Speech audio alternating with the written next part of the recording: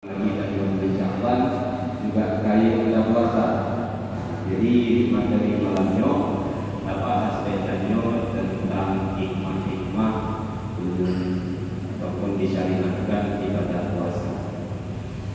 Digolongnya oleh ulang kembali. Jadi disebutkan di dalam asar.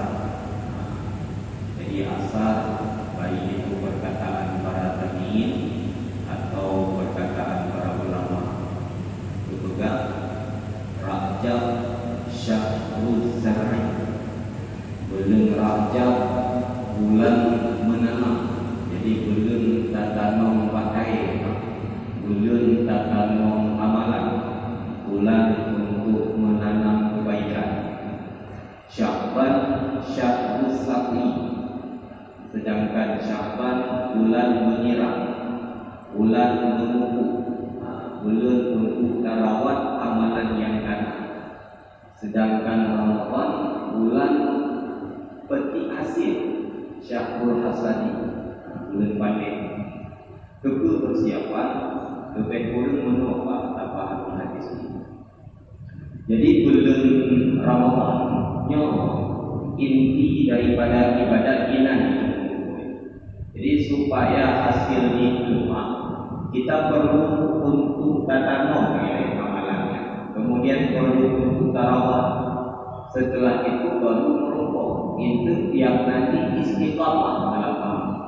Makanya menyokacok di bulan Ramadan langkah menyokacok di bulan Ramadan awal tanya dua malam maknanya bangun tadi. Le malam kalian bangun. Makanya perle laki-laki mulai dari bulan Rajab.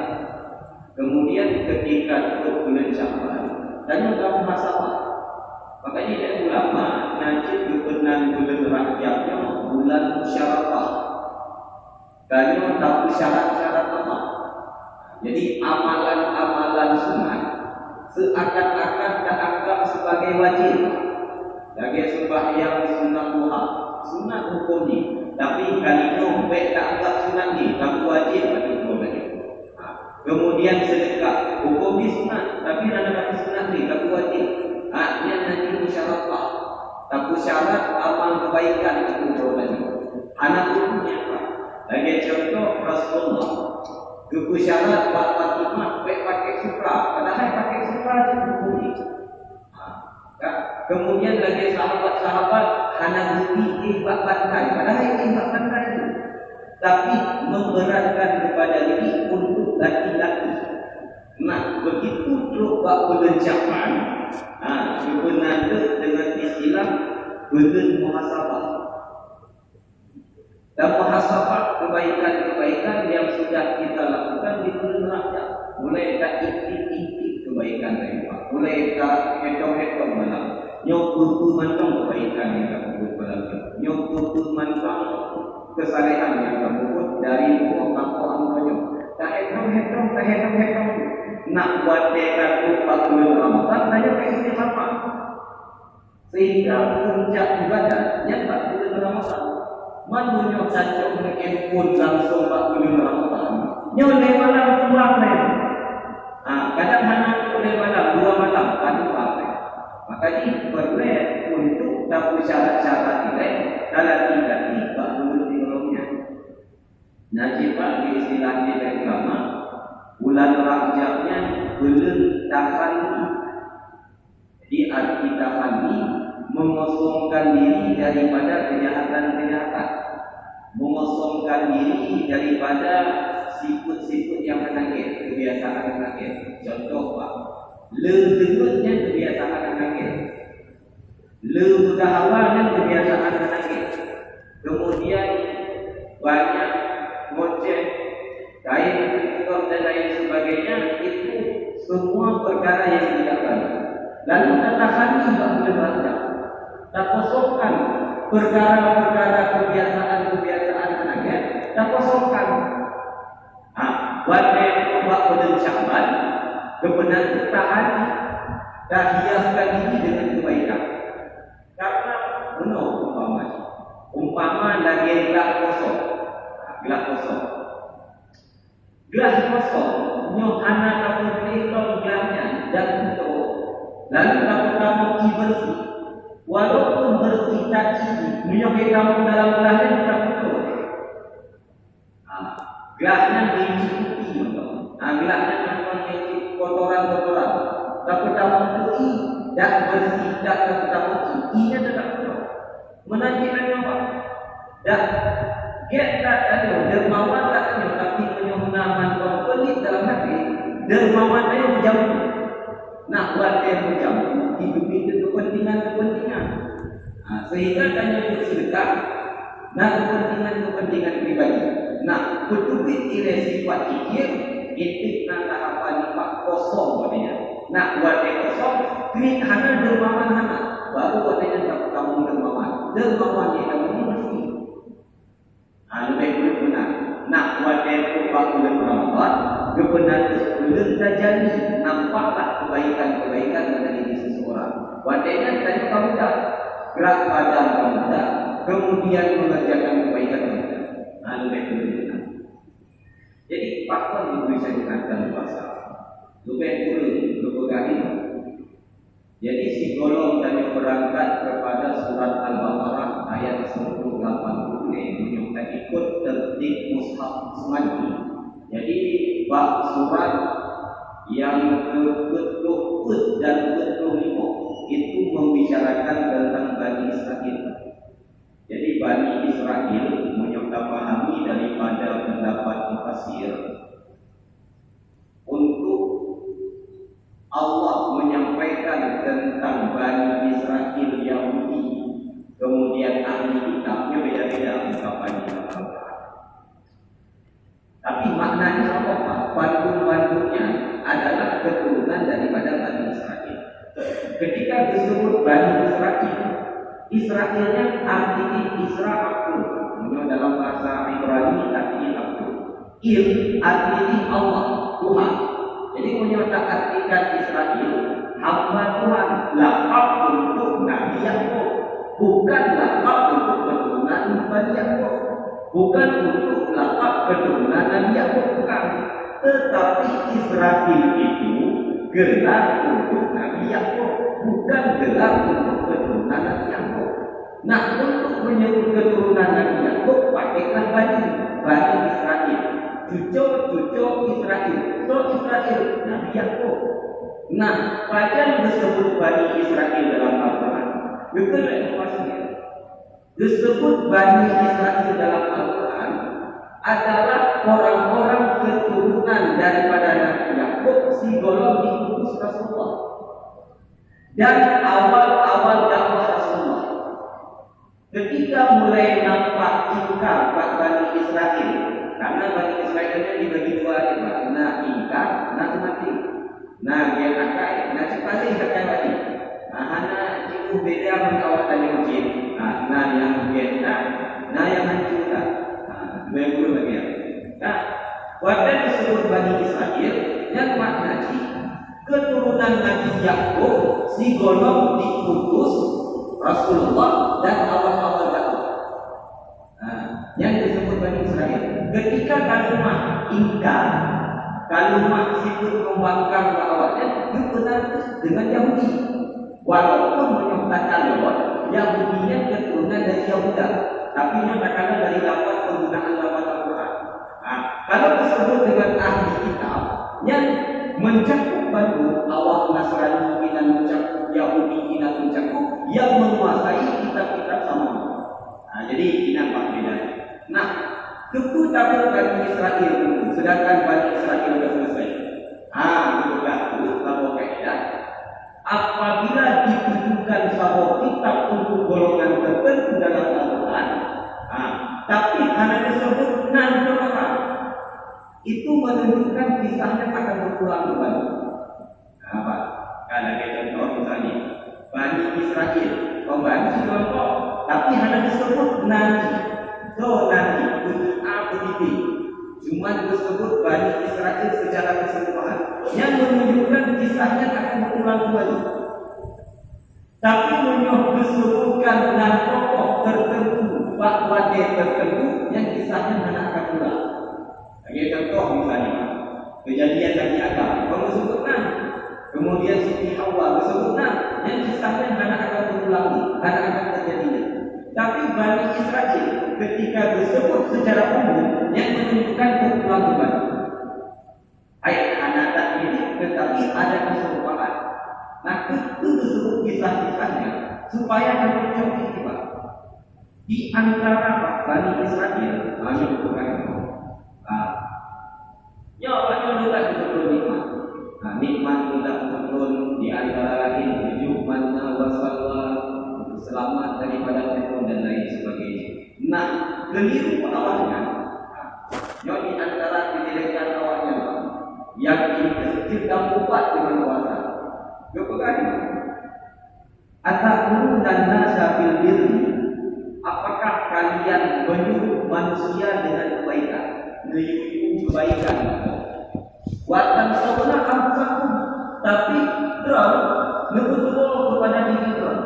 Engkau melupakan kepada diri kalian. Menyuruh semayang berhaji. Tapi orang nak semayang. Tunjuk sedekah, sedekah. Tapi tadi orang bukan tunjuk sedekah. Kalian sedekah betul. Banyak saya sedekah. Berhaji berkajak tu. Tapi tadi orang bukan kajak tu tak. Dia punya kata artikan. Rasa diri kita yang membagi Israel. Kan? Lagi contoh lagi. Nauru. Becok-cok pemak-pemak kanan juga. Tapi ikro di pakpe. Nya dari budak kebaikan, tetapi tanya hanya pernah tahu kebaikan. Kemudian wa'antu takuna kita. Dan awak menghukum dengan kita, menghukum dengan itu yang kalian lakukan, menghukum tentang Taurat, menghukum tentang Injil, dan paham bahawa nanti akan diturunkan Nabi Muhammad yang menghukum Allah. Tapi fatwa beliau buat kebaikan, tetapi engkau sendiri tidak mau melakukannya. Nyoba khitab untuk yang khitab untuk Bani Israel, tapi nyoba kita untuk kita. Tayu buat kebaikan, tapi tidak melakukan.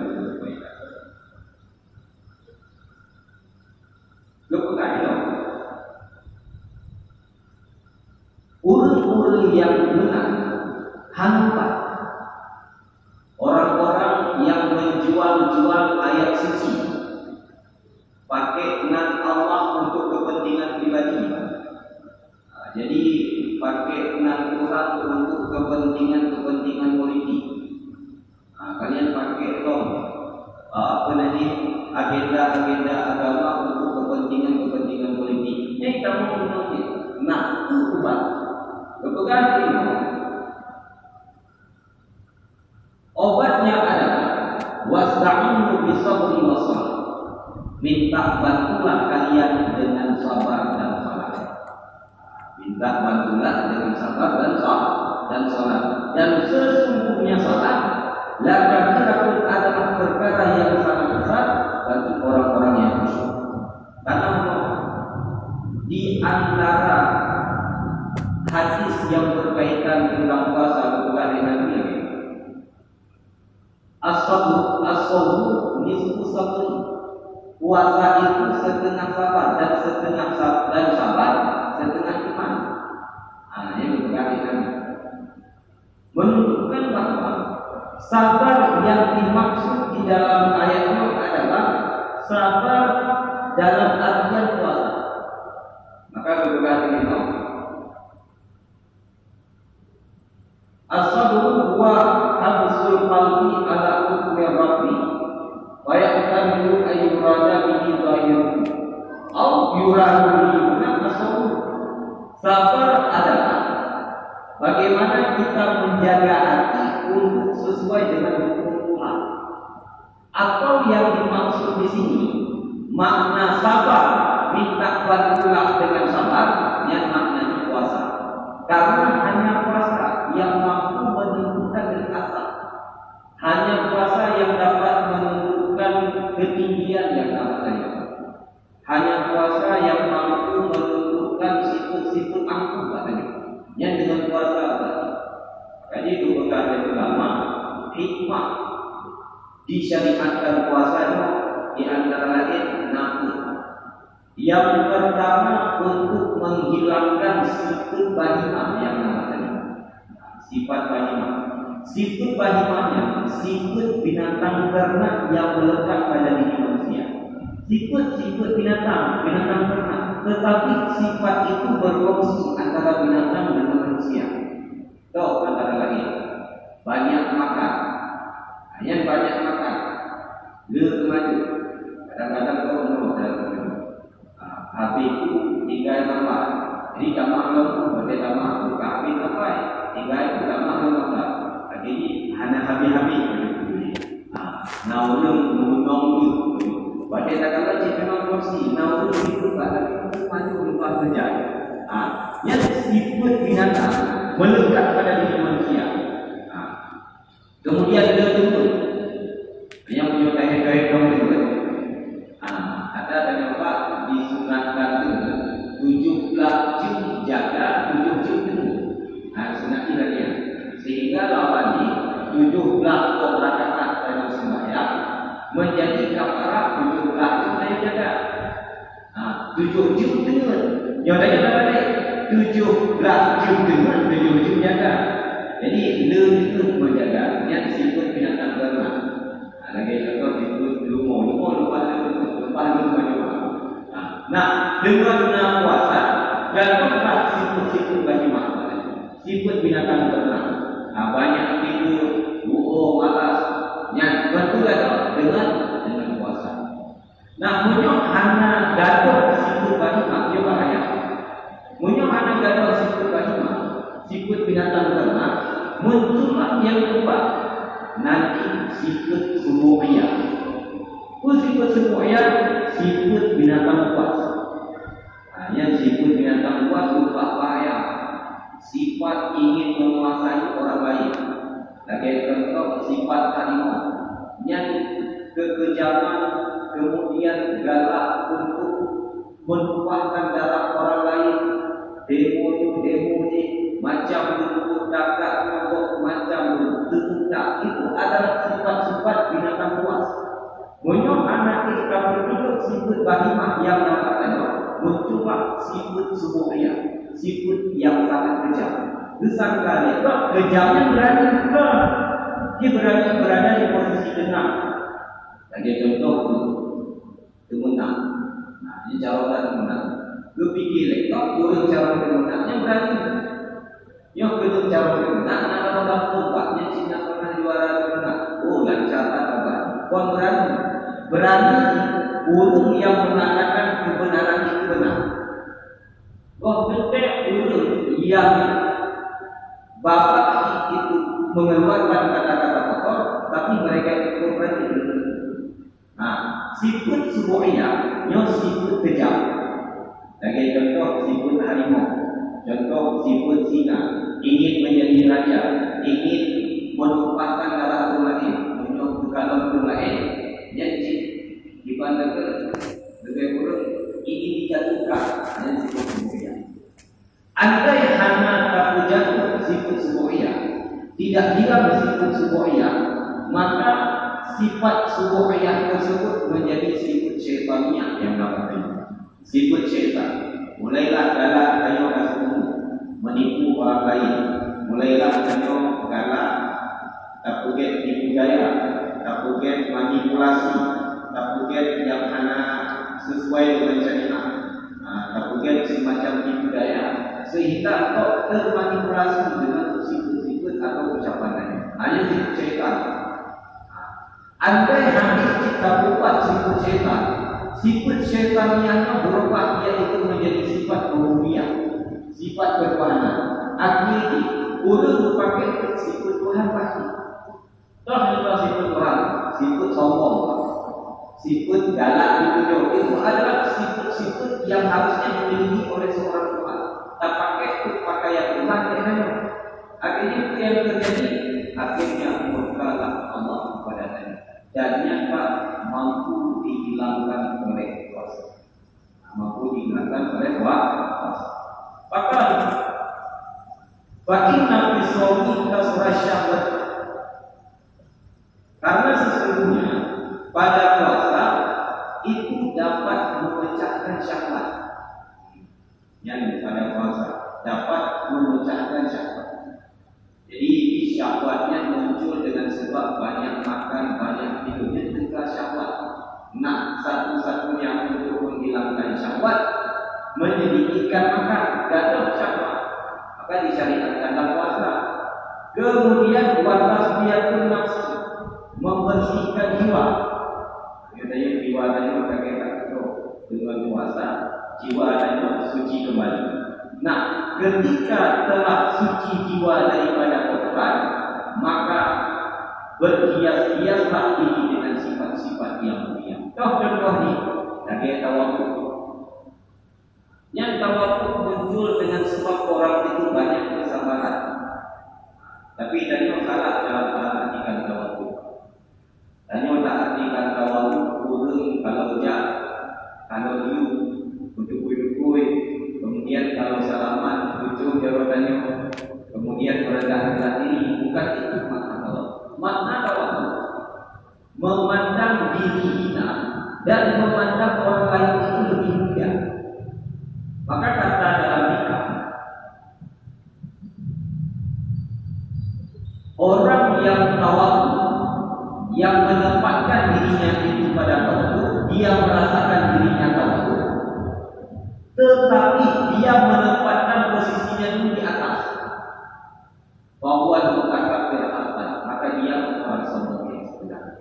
Bukan.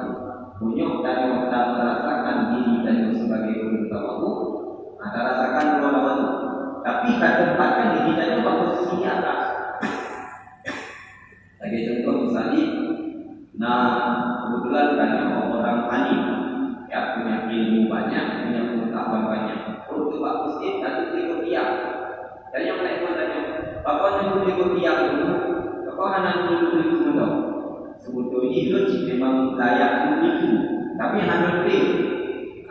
Tanya harus tahu itu, jadi harus ikut. Nak posisikan pertama, tanya Pak posisi tinggi, tapi tanya tak perlu. Itulah namanya takabur. Sombong. Maka karena tanya kali tak posisikan di atas. Kemudian tabrul, itu namanya takabur. Tawadhu bagaimana? Tawadhu melihat diri orang kita, kemudian melihat yang lain itu lebih mulia. Jadi ulama dibagi dua. Yang pertama nabul alim, dan dia tahu dia alim. Nah itu seperti para nabi dan para ulama. Dia alim dan dia tahu dia alim dan dia mau mengajarkan orang lain. Yang paling utama orang semacam itu. Yang kedua ada namanya orang alim tetapi tidak tahu kalau dia alim. Hanya bermasalah. Dia punya ilmu tetapi dia tidak sadar bahwa dia itu orang alim. Padahal ilmu dengan jahul rata-rata tempat, kemudian pendidikan tinggi, tetapi dia tidak tahu dia alim. Maka dia tidak mau mengajarkan orang lain. Nyok urung lihat lagi berbahaya. Tetapi kalau untuk diri sendirinya sudah cukup. Tapi untuk umat bahaya. Nah, yang ketiga, orang bodoh, tapi dia tahu dengan kebodohannya. Lalu dia mencari ilmu. Dia tidak tahu, tetapi dia tahu kalau dia itu tidak tahu. Jika bodoh, tetapi dia tahu kalau dia itu. Dia tidak ilmu.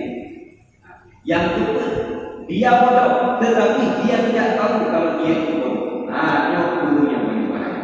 Dia tidak punya ilmu, tetapi dia tidak tahu kalau dia tidak punya ilmu. Kalau merupuk guru lagi nyampak, Bakutu, maka tinggalkanlah dia, karena dia itu bagian daripada orang itu. Dia itu bodoh, tetapi dia tidak tahu kalau dia itu orang bodoh. Itu ibadahnya apa? Dan dia tahu kalau bacaan Al-Qurannya tidak benar. Al-Quran benar kecil, tapi dia hanya itu kalau dibaca. Sehingga dia tidak mau belajar. Itu namanya orang bundu. Ya, kembali teman-teman. Kalau di dalam sholat dapat memecahkan hawa nafsu, dapat menghilangkan sifat-sifat yang tercela, kemudian kemudian seseorang itu menjadi tawadhu, maka di dalam salat ada ibadat-ibadat yang sangat mulia. Bagi contoh bersuci. Nah, ketika hanya bersuci kita itu Pak, yang paling sempurna kata Syekh Abdul Samad Al-Balibani, yang paling sempurna. Ketika kita membasuh tangan, dia tanya pada jawab. Yang kita hadirkan di dalam ingatan kita sedang membasuh dosa yang ada di tangan. Tanah jauh. Kita hadirkan dalam ingatan kita sedang membasuh tangan kita dari dosa. Yang kita hadirkan dalam ingatan. Kemudian ketika kita berkumur-kumur, kita hadirkan dalam ingatan kita sedang berkumur-kumur dari dosa. Lepas tu kain kaki untuk, lepas tu kain kayu kasih hati itu, lepas tu kain kayu kasih nama baik. Nak wadah berkumur-kumur, kita hadirkan dalam ingatan itu kita sedang berkumur-kumur dari dosa. Apabila tak dosa-dosa besar, kemudian makanya Pak, bahkan di dalam puasa dimakruhkan musyawarah, dimakruhkan mencaci maki. Sehingga berbagai ulama di antara makruh dalam puasa itu mencaci maki. Padahal hukum mencaci makinya haram. Apa yang itu makruh? Jawaban itu sebetulnya banyak sekali perkara yang haram yang tidak dimakruhkan di dalam puasa. Contoh, main judi. Hanya pertama di dalam pembahasan fikih main judi itu makruh saat puasa. Kemudian hanya pertama menjudi itu makruh saat puasa. Kenapa? Karena puasa yang dimaksud oleh syariat itu adalah menahan diri daripada yang membatalkan puasa. Cuma jangan. Tetapi kenapa mencaci maki dihitung sebagai makruh padahal itu haram? Maknanya puasa yang dimaksud adalah menahan diri daripada makanan, menahan diri daripada minuman, dan hakikat dari puasa menjaga mulut itu tetap suci. Maka dimakruhkanlah musyawarah. Hukumnya haram, tetapi jika dikaitkan dengan puasa, hukumnya makruh. Bagi contoh Bapak, sikat itu ketika tergelincir matahari. Itu hukumnya makruh. Kenapa hukumnya makruh? Nanti dari ulama dilaki karena dapat menghilangkan khuluf. Khulufnya semacam bau mulut yang akan menjadi wangi nanti di surga. Punya tanya takut itu, gadong kepengen. Nah, oleh ulama berpegang siapa yang bersiwak menggosok gigi setelah tergelincir matahari hukumnya makruh. Kenapa makruh? Karena gosok gigi waktu itu dapat menghilangkan khuluf. Khulufnya bau mulut. Sedangkan bau mulut ketika puasa itu dituntut sehingga menjadi wangi nanti di surga. Jadi fatwa makruh karena dapat menghilangkan bau. Jadi dia mube bapak pada puasa dia. Cuma dia pegang agama kok, rumah kok, gitu. Nah itu malam kan lagi, jadi anak ketiga, dulu anak ketiga, itu katanya nanti yang enggak apa. Maka rumah yang baju, anak bapak kita baju. Muncul lagi yang kejadian ini, rak bapak umur kemudian tahan diri supaya tidak berbicara.